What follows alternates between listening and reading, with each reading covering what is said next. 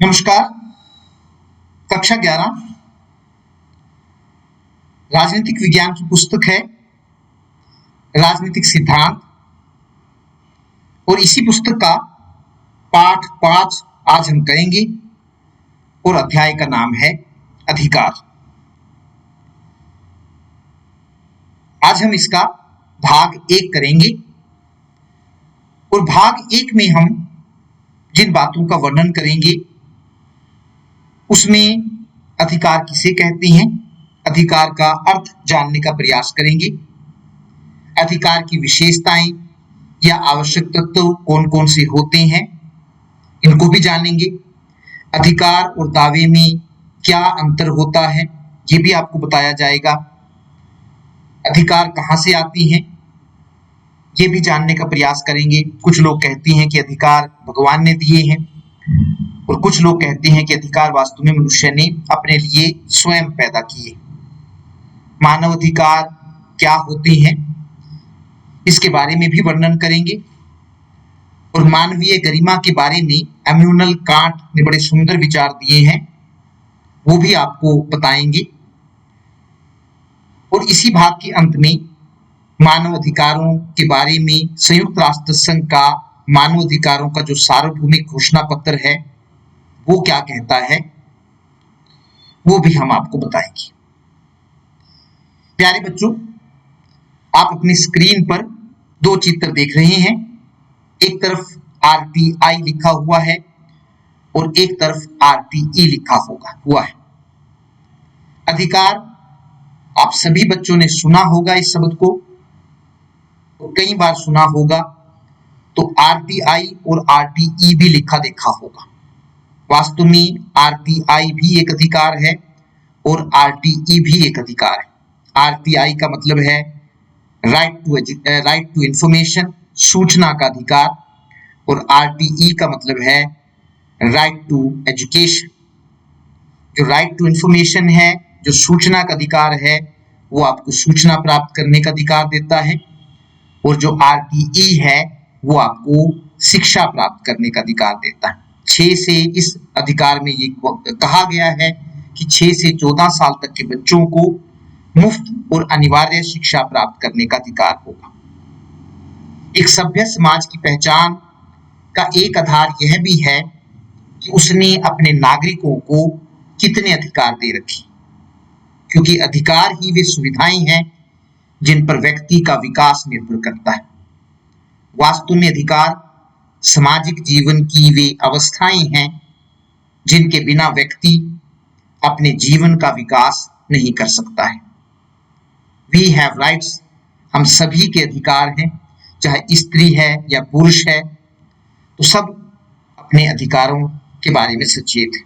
तो यहाँ पर इस पिक्चर में यही संदेश दिया गया है कि महिला हो या पुरुष हो, सबके अधिकार है।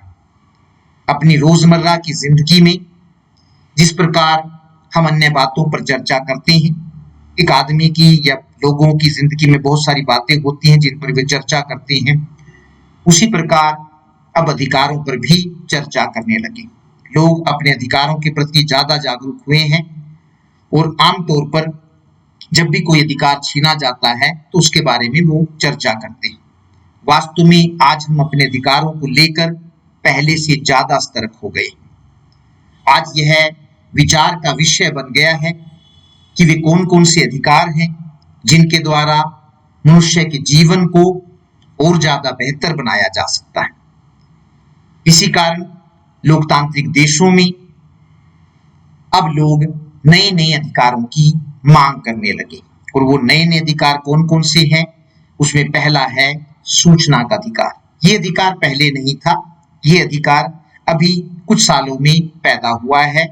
सूचना का अधिकार, अब लोग ये चाहने लगे हैं कि सरकारी विभागों में या किसी भी विभाग में जो भी काम होता है उसको छिपाया नहीं जाना चाहिए, बल्कि उसकी सूचना प्राप्त करने का उन्हें अधिकार है। या ऐसी वे सभी बातें जो सरकारी विभागों में या किसी भी विभाग में होती है और जिनसे वे प्रभावित होते हैं, उस सूचना को प्राप्त करने का उनको अधिकार है। Right to information, my right, my might, the right to know, या इसको जानने का अधिकार भी कहते थे। एक समय ऐसा था जब सूचनाओं को मनुष्य से दूर रखा जाता था या वो मनुष्य की पहुंच से दूर होती थी, लेकिन अब ये धारणा कमजोर पड़ने लगी है और अब इस बात पर ज्यादा जोर दिया जाने लगा है कि हर व्यक्ति को वो सूचना प्राप्त करने का अधिकार है जो उससे प्रत्यक्ष या फिर अप्रत्यक्ष रूप से जुड़ी हुई है। सूचना का अधिकार, इसी प्रकार स्वच्छ वायु का अधिकार, सुरक्षित पेयजल का अधिकार आदि ये ऐसे अधिकार हैं जो पहले नहीं थे, लेकिन अब इनकी मांग उठी। अब लोग चाहते हैं कि जिस वातावरण में रहते हैं वो वहां पर उन्हें स्वच्छ वायु का अधिकार मिलना चाहिए और साथ ही उन्हें सुरक्षित पेयजल का भी अधिकार मिलना चाहिए। अब तो यहाँ तक देखने में आया है कि हम अपनी व्यक्तिगत संबंधों में भी अधिकार की भाषा का प्रयोग करने लगे। जैसे अपना कैरियर चुनने का अधिकार, लोग अब यह मांग करने लगे हैं कि उनको अपने निजी मामलों में भी अधिकार मिलने चाहिए। पहले कैरियर चुनने का जो अधिकार था वो माँ बाप का होता था। माँ बाप ये तय करते थे कि बच्चा बड़े होकर क्या बनेगा, डॉक्टर बनेगा, इंजीनियर बनेगा या फिर किसी और लाइन में जाएगा। लेकिन अब ये मांग उठने लगी है कि व्यक्ति को अपने निजी मामलों में अधिकार मिलने चाहिए ताकि वो अपने बारे में स्वयं निर्णय ले सके, ना कि उसके भविष्य के बारे में कोई और निर्णय ले। आज केवल वयस्क मनुष्यों के लिए ही अधिकारों की मांग नहीं की जा रही है, अर्थात केवल बड़े व्यक्तियों के लिए ही, बड़े लोगों के लिए ही, जो जवान हैं उनके लिए ही अधिकारों की मांग नहीं की जा रही है, बल्कि यह माना जाने लगा है कि बच्चों के भी अधिकार होते हैं और एक बच्चा होने के नाते वे अधिकार उन्हें जरूर मिलने चाहिए। तो लोग बच्चों के अधिकार भी अब समझने लगे हैं, जैसे the right to be educated, उनको शिक्षित होने का अधिकार है। The right to be healthy, उनको स्वस्थ रहने का अधिकार है। The right to be treated fairly, उनके साथ साफ सुथरा या अच्छा व्यवहार करने का उनको अधिकार है। The right to a childhood, उनको बचपन को जीने का अधिकार है। The right to be heard, और उनको सुने जाने का अधिकार है। ये बच्चों के अधिकार हैं। तो इन अधिकारों की भी अब मांग उठने लगी है कि एक बच्चा होने के नाते उनको ये अधिकार मिलने चाहिए। और तो यहाँ तक कहा जाने लगा है कि गर्भ में पल रहे भ्रूण के भी अधिकार होते हैं। लड़का हो या लड़की, उसे इस संसार में आने का अधिकार है। कन्या भ्रूण हत्या पाप है, यह नारा जोर शोर से उठा है। जिस प्रकार से लड़कियों को जन्म लेने से पहले ही गर्भ में मारा जा रहा है, उसे रोकने के लिए एक जोरदार आवाज उठी। सरकार ने भी इस बुराई पर रोक लगाने के लिए अनेक कदम उठाए हैं। अब ये कहा जाने लगा है कि गर्भ में जो भ्रूण पल रहा है, चाहे वो लड़की हो या लड़का है, उसे इस आधार पर नहीं मारा जाना चाहिए कि वो लड़की है, एक माँ बाप पर बोझ होगी, बल्कि उसे भी संसार में आने का अधिकार है। और इसके बारे में बहुत सारे महिला संगठन जागरूक हुए। लड़कियां 800, लड़के 1000, कौन है इसका जिम्मेदार, नो फीमेल नो फैमिली। तो इस प्रकार के जो नारे हैं अब वर्तमान समय में उठे हैं। कन्या भ्रूण हत्या को रोकने के प्रति आवाज उठी है कि विरुद्ध। इसी प्रकार एक और चित्र आप देख रहे हैं, अजन्मी बेटियां करे पुकार, मुझे भी दो जीने का अधिकार। तो ये कन्या भ्रूण हत्या के प्रति एक जोरदार आवाज है। आज केवल मनुष्यों के अधिकारों की बात नहीं की जा रही है, बल्कि पशुओं के लिए भी अधिकारों की मांग उठी है। मेनका गांधी द्वारा स्थापित पीपल फॉर एनिमल एक ऐसा ही संगठन है जो पशुओं पर होने वाले अत्याचारों के विरुद्ध आवाज उठाता है। अब वो बात नहीं है कि सिर्फ पुरुषों की, केवल लोगों के ही अधिकार होते हैं, मनुष्यों के अधिकार होते हैं, बल्कि अब तो यहाँ तक कहा जाने लगा है कि पशुओं के भी अधिकार होते हैं। इस संगठन का मानना है कि मनुष्यों की तरह पशुओं के भी अधिकार होते हैं जिनकी रक्षा की जानी चाहिए। अब ये मांग उठी है कि जानवरों पर जो प्रयोगशालाओं में दवाइयों को लेकर टेस्ट किए जाते हैं उसको रोका जाना चाहिए। इन सब बातों के कारण अधिकार एक महत्वपूर्ण विषय बन गया है जिसको जानना जरूरी हो गया है। तो अधिकार एक महत्वपूर्ण शब्द बन गया है जिसका अर्थ जानना और इसके बारे में विस्तार से जानना जरूरी हो गया है। तो सबसे पहले प्रश्न पैदा होता है कि अधिकार किसे कहते हैं? अधिकार एक ऐसा दावा है जो यह बताता है कि मनुष्य होने के नाते हम किसके हकदार हैं। एक दावा है जो हमें बताता है कि ये चीज हमें मिलनी चाहिए। तो अधिकार एक ऐसा दावा है जो यह बताता है कि मनुष्य होने के नाते हम किसके हकदार हैं। यह ऐसी चीज है जिसको हम अपने लिए जरूरी समझते हैं और समाज भी एक वैध दावे के रूप में इसे स्वीकार करता है। कोई भी ऐसी चीज जिसे मनुष्य अपने विकास के लिए जरूरी समझे और समाज भी उसे उसके लिए जरूरी समझे, तो हम ऐसी जरूरी चीज को या ऐसे दावे को अधिकार कहेंगे। लेकिन इसका मतलब यह भी नहीं है कि हर वह चीज जिसे एक व्यक्ति अपने लिए जरूरी समझे वह अधिकार है। इसे एक उदाहरण द्वारा समझाया जा सकता है। हम ये तो कहते हैं कि व्यक्ति जिसे जरूरी समझे और जिसे समाज भी जरूरी समझे, तो ऐसी चीज को हम अधिकार कहते हैं। लेकिन साथ में यह जानना भी जरूरी है कि हर वह चीज जिसे व्यक्ति अपने लिए जरूरी समझे उसको अधिकार नहीं कहा जा सकता। उदाहरण के लिए, एक बच्चे की इच्छा हो सकती है कि वह स्कूल की वर्दी न पहनकर अपनी पसंद के कपड़े पहनकर स्कूल जाए। इसी प्रकार एक व्यक्ति की इच्छा हो सकती है कि वह देर रात तक घर से बाहर रहे। लेकिन इसका मतलब यह नहीं है कि व्यक्ति को अपनी इच्छा अनुसार जो चाहे वह पहनकर स्कूल जाने का अधिकार है अथवा जब चाहे तब घर लौटने का अधिकार है।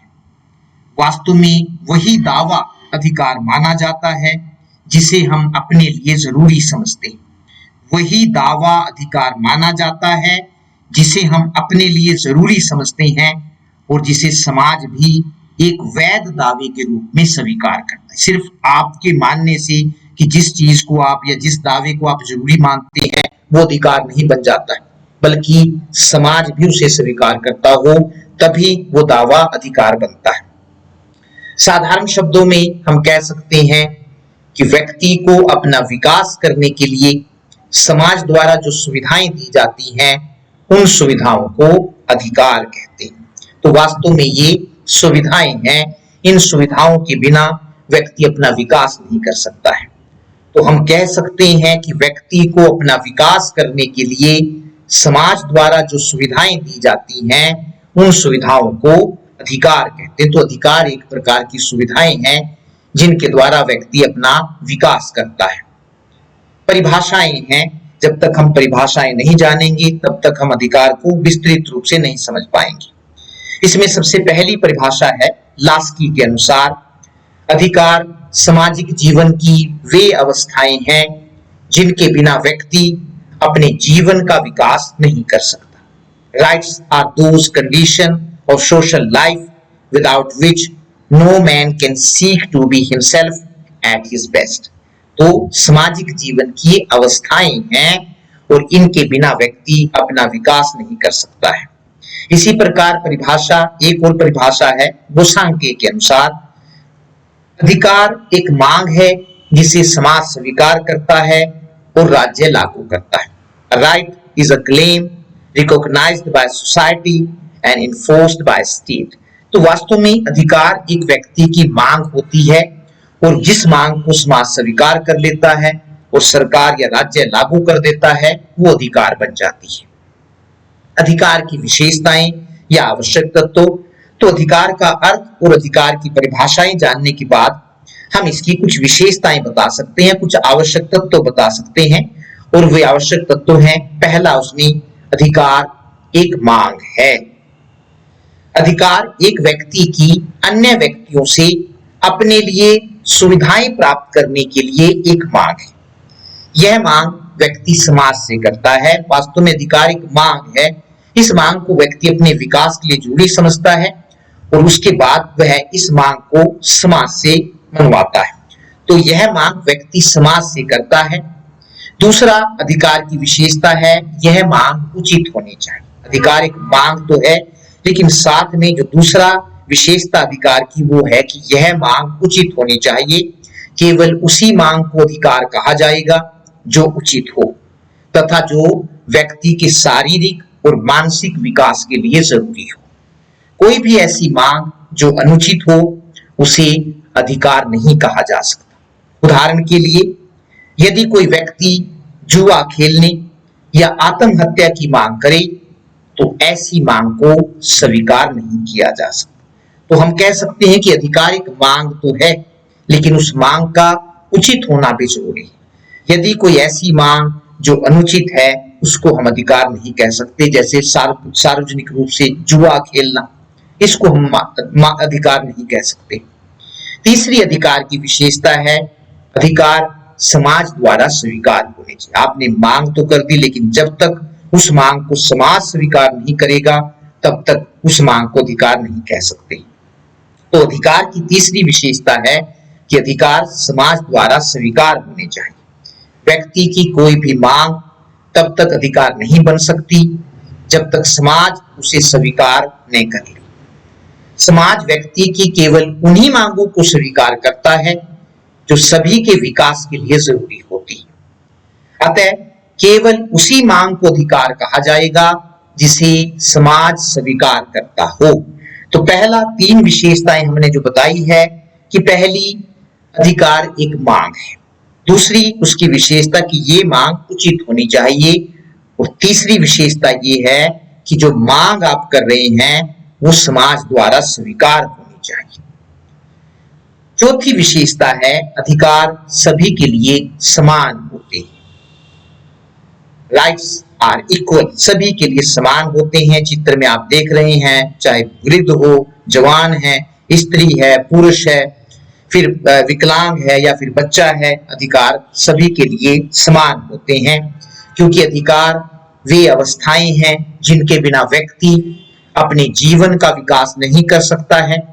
इसलिए अधिकार किसी एक विशेष वर्ग के लोगों को नहीं दिए जाते हैं, बल्कि सभी को समान रूप से दिए जाते हैं, ताकि सभी अपने जीवन का विकास कर सके। ये पीछे हमने आपको बताया है कि अधिकार वे अवस्थाएं हैं जिनके बिना व्यक्ति अपना विकास नहीं कर सकता है, और ये अवस्थाएं वो अवस्थाएं हैं जो किसी एक व्यक्ति को नहीं दी जा सकती हैं, बल्कि जब सभी को दी जाएंगी तभी सभी अपना विकास कर पाएंगे। पांचवी विशेषता है कि अधिकार और कर्तव्य एक दूसरे से जुड़े हुए हैं, अलग अलग नहीं है। व्यक्ति के जितने अधिकार हैं उसके उतने ही कर्तव्य हैं। इसलिए पांचवी विशेषता हमारे सामने आती है कि अधिकार और कर्तव्य एक दूसरे से जुड़े हुए हैं। इसका अर्थ यह है कि अधिकार और कर्तव्य साथ साथ चलते हैं। एक व्यक्ति के जितने अधिकार होते हैं उसके उतने कर्तव्य भी होते हैं। उदाहरण के लिए एक व्यक्ति को बोलने का अधिकार है तो उसका यह कर्तव्य भी बनता है कि वह दूसरों को भी बोलने दे। वास्तव में व्यक्ति के जितने अधिकार होते हैं उसके उतने कर्तव्य भी होते हैं। हर अधिकार में एक कर्तव्य छिपा होता है। जैसे हमने आपको बताया कि व्यक्ति को बोलने का अधिकार है, वो बोल सकता है, तो उसका यहाँ कर्तव्य भी बनता है कि वह दूसरों को भी बोलने दे। अतः अधिकार मांगने के साथ साथ कर्तव्यों का पालन करना भी जरूरी है। वास्तव में कर्तव्यों का पालन किए बिना व्यक्ति अधिकारों का अधिकारी नहीं बन सकता है। छठी विशेषता है अधिकार बदलते रहते हैं, एक समान नहीं होते हैं। इसका अर्थ यह है कि अधिकार स्थायी नहीं होते हैं, बल्कि देश और समय के अनुसार बदलते रहते हैं। सातवीं विशेषता है अधिकार असीमित नहीं होते, मतलब अधिकारों की सीमा होती है। ऐसा नहीं हो सकता है कि आपको बिना किसी सीमा से असीमित अधिकार दे दिया जाए, तो अधिकार असीमित नहीं होते। इसका अर्थ यह है कि व्यक्ति को जो अधिकार मिले होते हैं उन पर अनेक प्रकार की पाबंदियां लगी होती है। उदाहरण के लिए व्यक्ति को बोलने का अधिकार मिला हुआ है, लेकिन इस अधिकार पर यह पाबंदी भी लगी हुई है कि वह दूसरों को गालियां ना दे। तो हर अधिकार पर पाबंदी भी लगी हुई है। आपको अधिकार मिला हुआ है लेकिन उस पर पाबंदी भी है ताकि आप उसका दुरुपयोग ना कर सके। आठवीं विशेषता है राज्य अधिकारों की रक्षा करता है। अधिकारों की रक्षा करने का जो दायित्व है वो राज्य को या सरकार को दिया गया है। जहां राज्य लोगों को अनेक प्रकार के अधिकार प्रदान करता है, वहीं वह इन अधिकारों की रक्षा भी करता है। अधिकारों की रक्षा के लिए राज्य संविधान में अनेक प्रावधान करता है, अनेक प्रावधान किए गए हैं जिससे नागरिकों के अधिकारों की रक्षा हो सके। 9वीं विशेषता है अधिकार व्यक्ति की बेहतरी के लिए आवश्यक होते हैं, व्यक्ति की भलाई के लिए आवश्यक होते हैं। इसका अर्थ यह है कि अधिकार लोगों को उनकी दक्षता और प्रतिभा विकसित करने में सहयोग देते हैं। उदाहरण के लिए शिक्षा का अधिकार हम ले सकते हैं।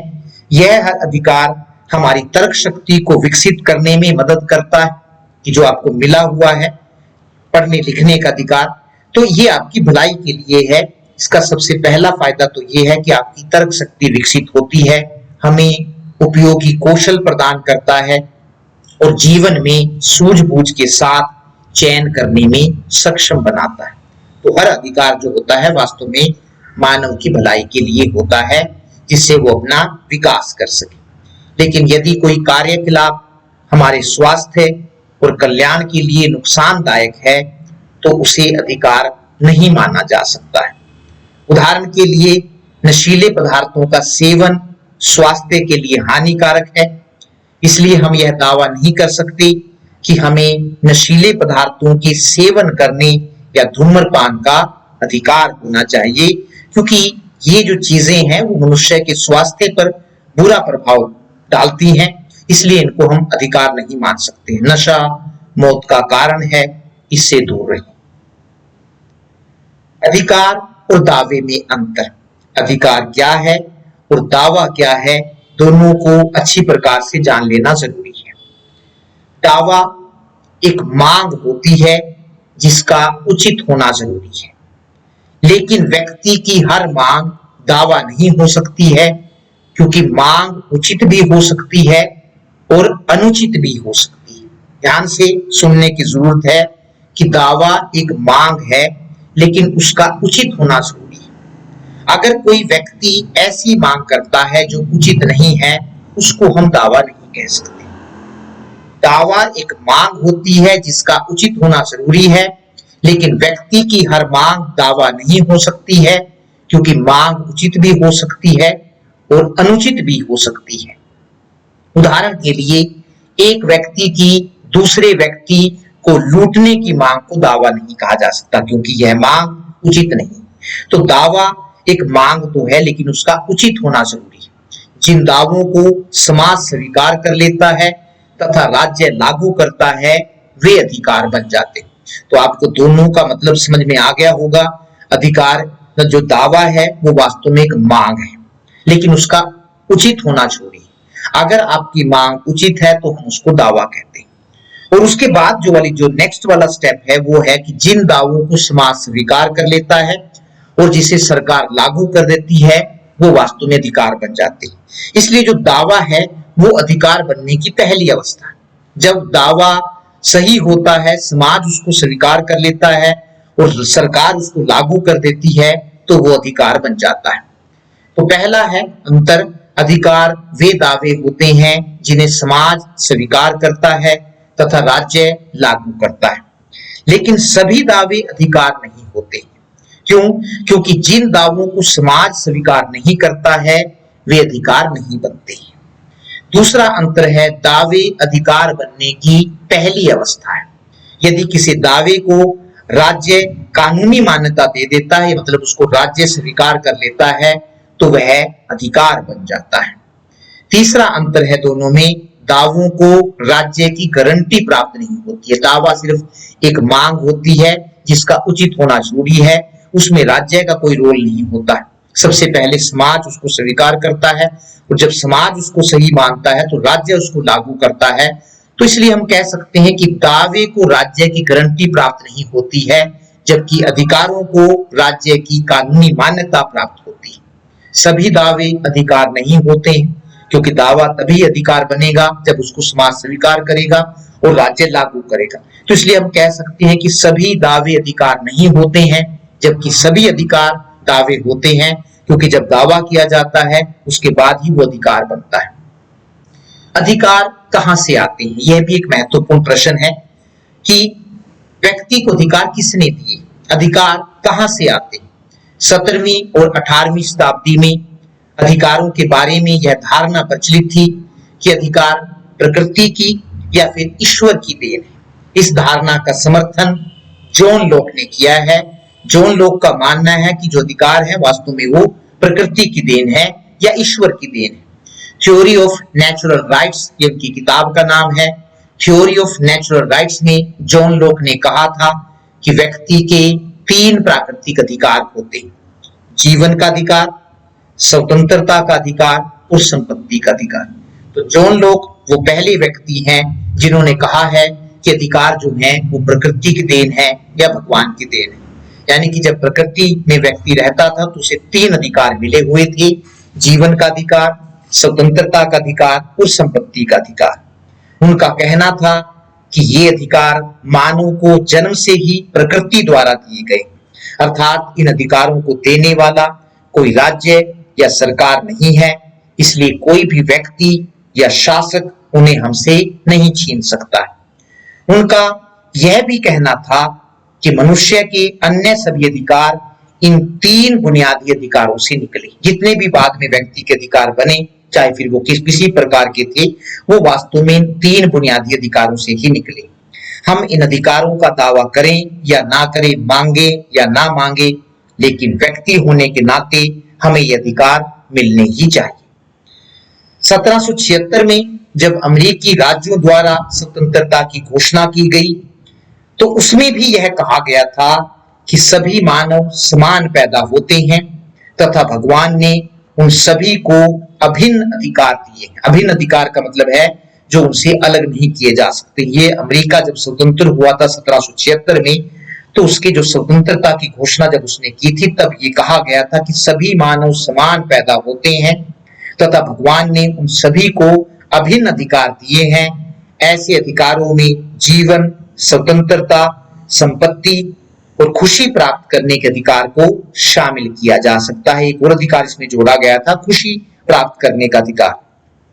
1789 की फ्रांसीसी क्रांति के बाद जब नेशनल असेंबली ने मानव और नागरिकों के अधिकारों का घोषणा पत्र the declaration of the rights of man and citizens जारी किया तो उसमें भी यह कहा गया था कि सभी राजनीतिक संस्थाओं या जिनको हम कहते हैं सरकारों का उद्देश्य मानव के प्राकृतिक अधिकारों की रक्षा करना है। ऐसे अधिकारों में जीवन, स्वतंत्रता, संपत्ति और खुशी प्राप्त करने के अधिकार को शामिल किया जा सकता है।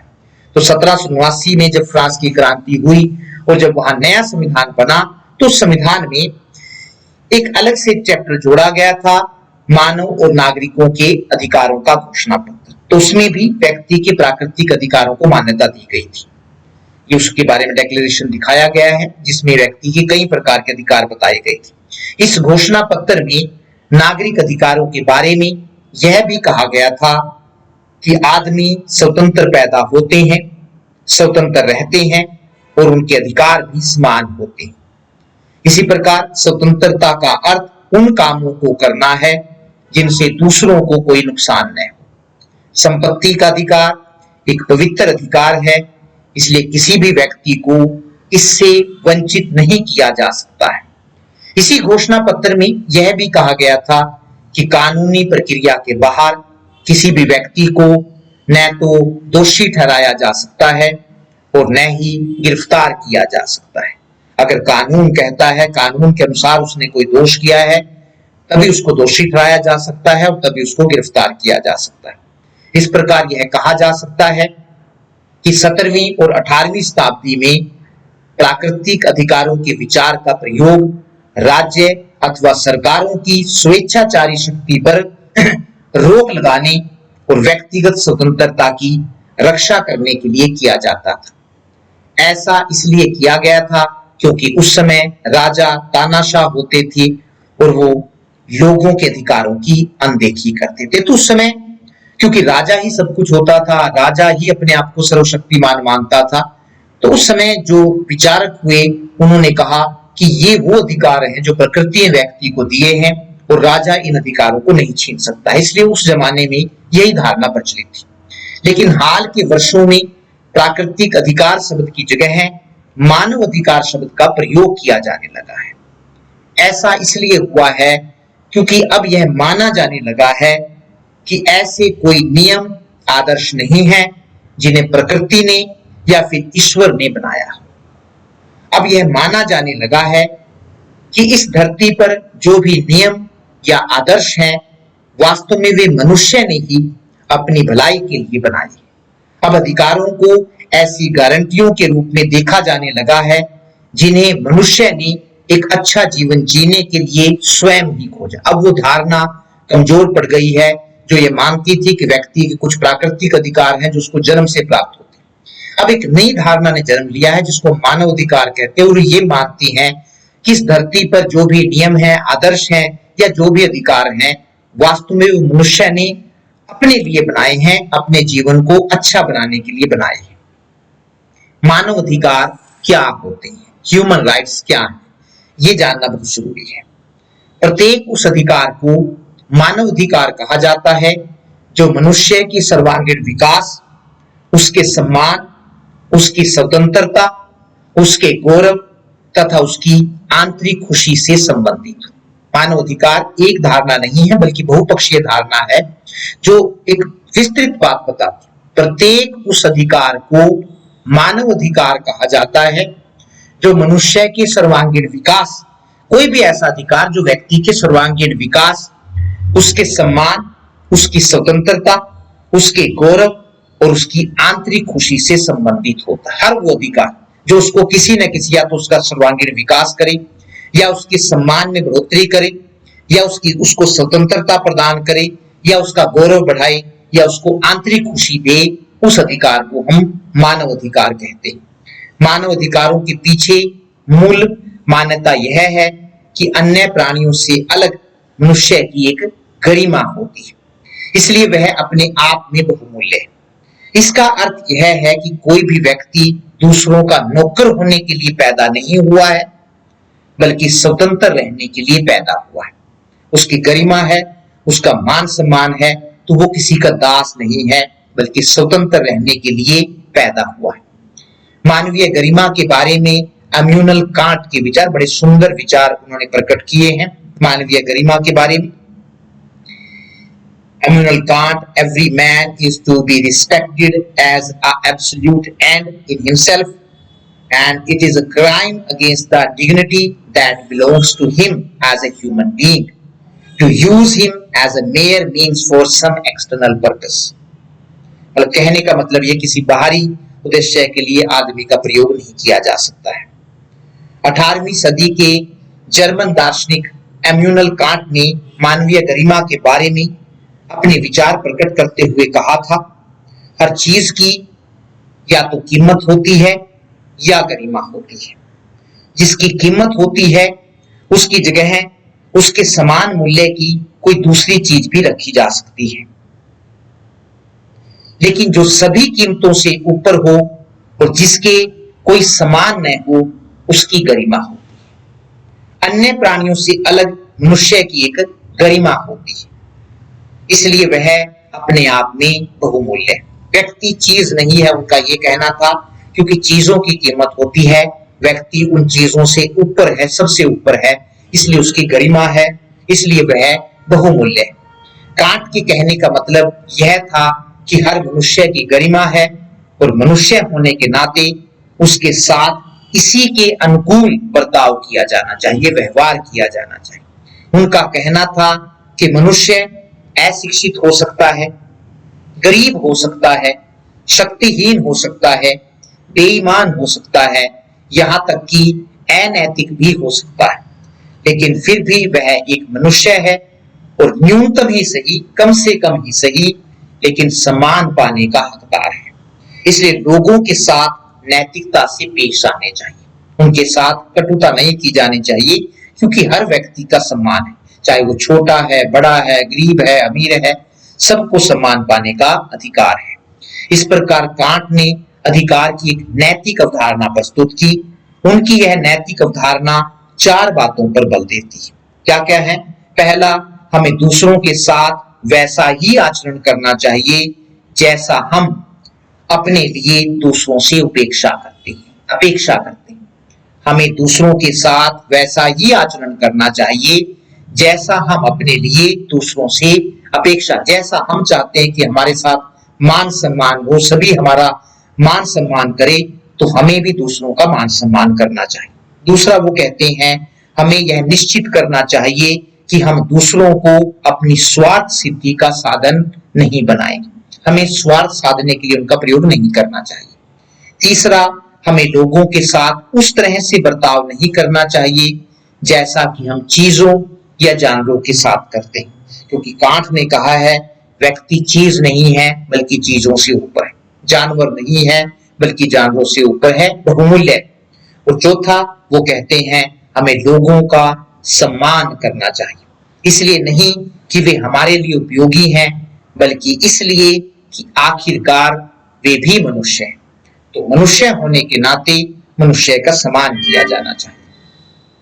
मानव अधिकारों के बारे में संयुक्त राष्ट्र संघ का मानव अधिकारों का सार्वभौमिक घोषणा पत्र क्या है, क्या इसमें अधिकार किन किन अधिकारों की चर्चा की गई है और ये अधिकार व्यक्ति को कब दिए गए हैं, इसको जानना भी जरूरी है। 10 दिसंबर 1948 को संयुक्त राष्ट्र की महासभा ने मानव अधिकारों की सार्वभौमिक घोषणा को स्वीकार और लागू किया था। 10 दिसंबर 1948 को संयुक्त राष्ट्र की महासभा ने मानव अधिकारों की सार्वभौमिक घोषणा को स्वीकार और लागू किया। सार्वभौमिक घोषणा का मतलब है कि ऐसे अधिकार जो सभी देशों को अपने नागरिकों को देने पड़ेंगे। तब से प्रतिवर्ष 10 दिसंबर को मानव अधिकार दिवस के रूप में मनाया जाता है। ये डेट आपने याद रखनी है कि मानव अधिकार दिवस 10 दिसंबर को मनाया जाता है। क्यों मनाया जाता है? क्योंकि 10 दिसंबर 1948 को संयुक्त राष्ट्र की महासभा ने मानव अधिकारों की सार्वभौमिक घोषणा की थी। संयुक्त राष्ट्र संघ के मानव अधिकारों के सार्वभौमिक घोषणा पत्र में कुल 30 अनुच्छेद हैं। इन 30 अनुच्छेदों में उन अधिकारों की व्यवस्था की गई है जो मनुष्य होने के नाते व्यक्ति को मिलने ही चाहिए। इनमें से कुछ अधिकार यहाँ बताए गए हैं, वैसे टोटल 30 अधिकार हैं और हर देश को यह कहा गया है कि मानव होने के नाते उसको ये अधिकार जरूर दिए जाने चाहिए। कौन कौन से अधिकार हैं वे? प्रत्येक व्यक्ति को जीवन, स्वतंत्रता और सुरक्षा का अधिकार है। दूसरा है किसी भी व्यक्ति को दास बनाकर नहीं रखा जाएगा। तीसरा, किसी भी व्यक्ति के साथ निर्दयी, अमानवीय अथवा अपमानजनक व्यवहार नहीं किया जाएगा। कानून की नजर में सभी व्यक्ति समान होंगे। पांचवा अधिकार है किसी भी व्यक्ति को उसकी इच्छा के विरुद्ध गिरफ्तार या नजरबंद नहीं किया जाएगा और ना ही किसी को देश से निकाला दिया जाएगा। छठा मानवाधिकार है किसी भी व्यक्ति के व्यक्तिगत जीवन में हस्तक्षेप नहीं किया जाएगा। सातवां प्रत्येक व्यक्ति को अपने देश की सीमाओं में घूमने फिरने और रहने का अधिकार होगा। आठवां पुरुषों और स्त्रियों को जाति, धर्म, राष्ट्र के प्रतिबंधों से मुक्त विवाह करने और परिवार बनाने का अधिकार होगा। नौवां है प्रत्येक व्यक्ति को शिक्षा प्राप्त करने का अधिकार होगा, जिसमें प्राथमिक शिक्षा निःशुल्क और अनिवार्य होगी। ये मानव अधिकार बनाया गया है कि हर देश ये व्यवस्था करेगा कि वो प्राथमिक तक की शिक्षा तो अनिवार्य करे और निःशुल्क करे। 10वां है प्रत्येक व्यक्ति को एकल या दूसरों के साथ मिलकर संपत्ति रखने का अधिकार होगा। 11वां है अत्याचारों से बचने के लिए प्रत्येक व्यक्ति को दूसरे देशों में शरण प्राप्त करने का अधिकार होगा। प्रत्येक व्यक्ति को अपने देश के शासन में भाग लेने का अधिकार होगा। हर देश की जिम्मेदारी बनेगी कि वो लोगों को ऐसे राजनीतिक अधिकार दे ताकि वो शासन कामों में भाग ले सके। 13वां है प्रत्येक व्यक्ति को ऐसे जीवन का अधिकार होगा जो उसके और उसके परिवार के कल्याण के लिए जरूरी हो। इस प्रकार हम कह सकते हैं कि मानव अधिकार व्यक्ति के सर्वांगीण विकास के लिए बहुत जरूरी है। इसलिए लगभग सभी देशों ने इन अधिकारों को अपने संविधान में जगह दी और कोशिश की है कि वो अपने नागरिकों को वो सभी जितने से जितने हो सके या ज्यादा से ज्यादा हो सके वो मानव अधिकार उन्हें प्रदान करें। धन्यवाद। नमस्कार।